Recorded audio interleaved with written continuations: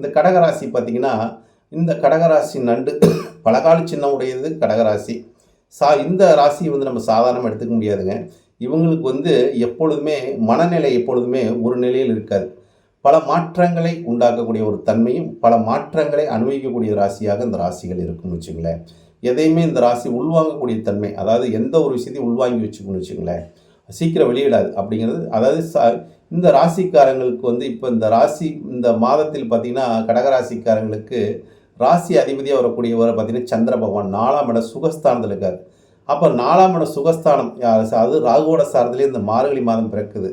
அப்படிங்கிறத பார்த்தா இந்த சந்திரன் போய் 4ல் இருப்பதும், புதன் 5ல் இருப்பதும், அப்போ இந்த யார் மனசளவில் அதிகமாக ஆசை கடகராசிக்காரங்களுக்கு ஏதோ ஒரு சுகபமான ஒரு அதில் அனுபவிக்கலாம் அப்படிங்கிறத தன்மையில் இவங்களுக்கு இந்த மாதத்தில் அதிகமாக இருக்குன்னு வச்சுங்களேன். அப்போ என்னென்னா, ஒரு வீடு கட்டுவது, வீட்டுக்கு உண்டான ஒரு பூஜை போடுவது, இல்லாட்டி ஒரு வண்டி வாகனம் வாங்குவது, இல்லாட்டி ஒரு வீடு வந்து மாற்றுவது, இந்த மாதிரி ஒரு சுப நிகழ்வு எல்லாம் அதிகம் கலந்துக்கூடிய தன்மை, சுப நிகழ்வுகள்லாம் உண்டாக்கக்கூடிய தன்மையெல்லாம் இந்த காலகட்டம் மார்கழி மாதம் ஃபுல்லாகவும். ஏன்னா மார்கழி மாதம் கிரக பிரவேசம் வீடு கட்டுவதில் ஆகாது.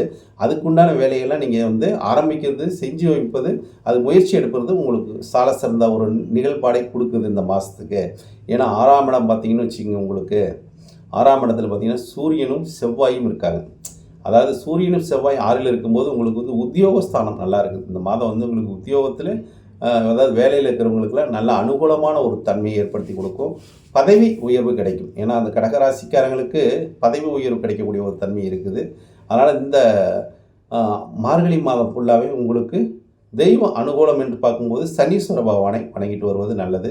ஏன்னா உங்களுக்கு பாக்கியத்தில் சனீஸ்வர பகவான் இருக்கிறனால சனிக்கிழமை தோறும் சனீஸ்வர பகவான் வணங்கிட்டு வரும்போது உங்களுக்கு சனிக்கிழமைக்கு ஒரு தீபம் போட்டு வருவது, சனீஸ்வரனுக்கு ஒரு இல்லாட்டி எண்ணெய் வாங்கி கொடுத்துட்டு வருவது, இந்த மாதிரி எல்லாம் செஞ்சுட்டு வரும்போது உங்களுக்கு அந்த யோகத்தை சனி பகவான் பாக்கியத்தில் இருக்கிறனால உங்களுக்கு உத்தியோகத்தில் ஒரு பாக்கியத்தை ஏற்படுத்தி கொடுக்க ஒரு தன்மை உண்டு நண்பர்களே. நன்றி, வணக்கம்.